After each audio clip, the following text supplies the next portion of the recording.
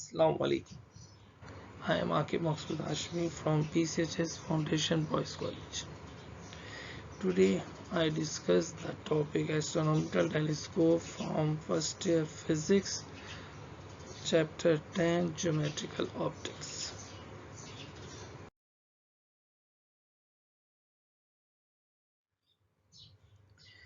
Tele means long distance, scope means vision. The optical instrument which is used for long distance vision is known as telescope. An astronomical telescope, it is an optical instrument which is used to see the astronomical object. Astronomical object means sun, planet, star, moons, etc. It is consist of two biconverging lens or convex lens. The lens which is used towards the object is known as objective lens. A lens which is used near to the eye is known as eyepiece. ये दो converging lens पर मुश्तमिल होती है. एक lens को objective कहते हैं जो ऑब्जेक्ट की तरफ होता है और एक लेंस आई पीस कहलाता है जो near to the eye use होता है. ऑब्जेक्टिव लेंस की फोकल लेंथ जो होती है वो आई पीस की फोकल लेंथ से क्या होती है, ग्रेटर होती है. यानी कंस्ट्रक्शन वाइज जब हम देखें तो ये दो कन्वर्जिंग लेंस पर मुश्तमिल होती हैं जो डिफरेंट फोकल लेंथ के होते हैं. एक की फोकल लेंथ ग्रेटर होती है और दूसरे की फोकल लेंथ स्मॉल होती है. जो ग्रेटर फोकल लेंथ होता है उसको एज ए ऑब्जेक्टिव यूज किया जाता है और जो स्मॉलर फोकल लेंथ होता है उसको एज ए आईपीस यूज किया जाता है.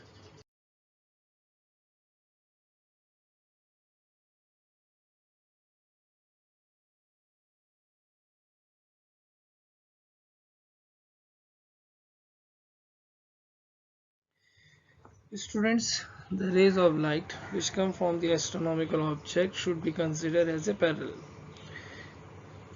एस्ट्रोनॉमिकल ऑब्जेक्ट से जो रेज ऑफ लाइट आती हैं वो आपस में पैरेलल कंसीडर की जाती हैं क्योंकि ऑब्जेक्ट का डिस्टेंस यहाँ पर इन्फिनिटी है और इनफाइनाइट डिस्टेंस से आने वाली रेज ऑफ लाइट आपस में पैरेलल होती हैं.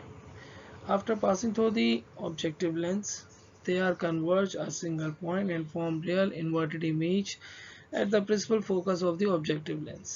कन्वर्जिंग लेंस ऑब्जेक्टिव लेंस से गुजरने के बाद ये इमेज बनाती हैं जो रियल होती है और इन्वर्टेड होती है और principal focus of the objective lens पर बनती है. तो इमेज का जो डिस्टेंस ऑब्जेक्टिव लेंस है वो focal length of the objective lens के इक्वल होगा.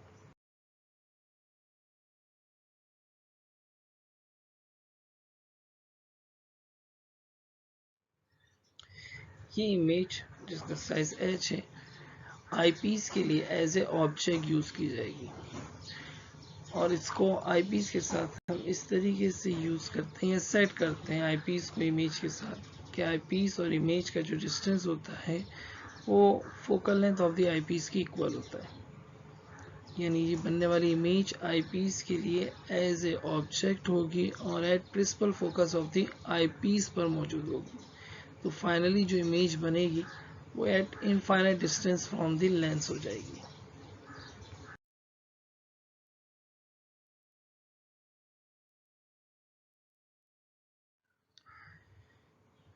बेटा ये डायग्राम अगर आप देखें तो जो रेज ऑफ लाइट ऑब्जेक्ट से आ रही हैं वो आपस में पैरेलल है और प्रिंसिपल एक्सिस को जब वो इंटरसेक्ट करती हैं और दो लाइन जब एक दूसरे को इंटरसेक्ट करें तो इनके बनने वाले वर्टिकल एंगल्स आपस में सेम होते हैं. अगर आप ऑब्जेक्टिव लेंस की जगह आई को कंसीडर करें तो आई से भी बनने वाला एंगल क्या कहलाएगा, अल्फा, और उसका वर्टिकल एंगल भी क्या कहलाएगा, अल्फा कहलाएगा. अगर हम ऑब्जेक्टिव लेंस की दूसरी साइड्स पर बनने वाले मौजूद अल्फा एंगल को यूज़ करते हुए ट्रायंगल की ट्रिग्नोमेट्रिक रेशियो यूज़ करें तो टेंजेंट अल्फा थीटा बराबर जो होता है वो किसके बराबर होता है, परपेंडिकुलर ओवर बेस. इस डायग्राम में एंगल को थीटा को रिप्लेस करेंगे अल्फा से. परपेंडिकुलर की जगह h लिखा हुआ है और बेस की जगह क्या लिखा हुआ है, डिस्टेंस q1, और q1 f नॉट के बराबर है. तो टेंजेंट अल्फा आपके पास किसके इक्वल हो जाएगा, h ओवर q1 की. अल्फा एंगल ऑफ विजन और ये बहुत ही स्मॉल वैल्यू होती है तो हम टेंजेंट अल्फा को अल्फा के बराबर कंसीडर करेंगे.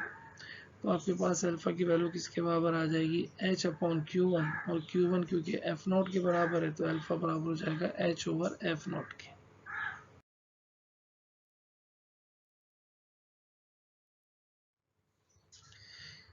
इमेज ऑफ साइज h जो है आईपीस के लिए एज ए ऑब्जेक्ट यूज हो रहा है और आईपीस से इमेज का डिस्टेंस हमने क्या सपोज किया हुआ, हमने सेट किया हुआ है focal length of the eyepiece के इक्वल।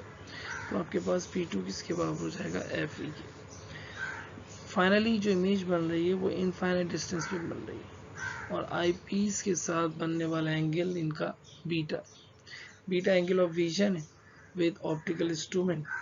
तो ट्रिग्नोमेट्रिक रेशियो मुताबिक टेंजेंट थीटा किसके बराबर होगा, परपेंडिकुलर ओवर बेस के।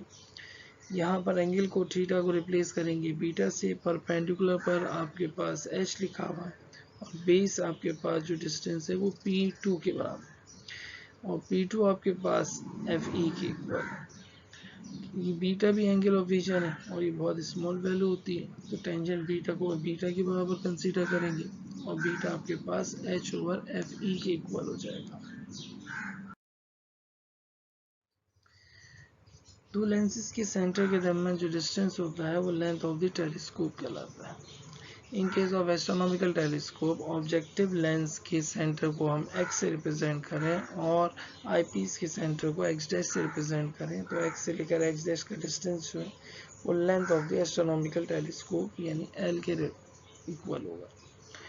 इस डिस्टेंस को हम दो हिस्सों में डिवाइड कर सकते हैं।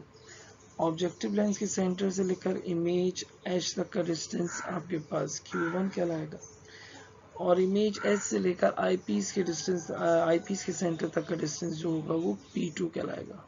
तो length of the astronomical telescope Q1 plus P2 की इक्वल हो जाएगी।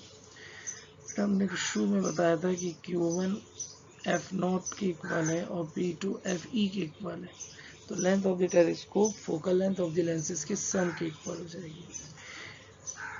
एस्ट्रोनॉमिकल टेलीस्कोप के केस में फोकल लेंथ की इंक्रीज करने से length of the astronomical telescope भी क्या करती है, इंक्रीज करती है। एक तरह से इसका ड्रॉबैक है कि आप जितनी ज़्यादा फोकल लेंथ बढ़ाते जाओगे इसका साइज़ भी उतना बढ़ता चला जाएगा और साइज़ जितना ज़्यादा होगा तो इसका वेट और मोबिलिटी मुश्किल होती चली जाएगी। वेट ज़्यादा हो जाएगा और इसकी मोबिलिटी मुश्किल हो जाती है।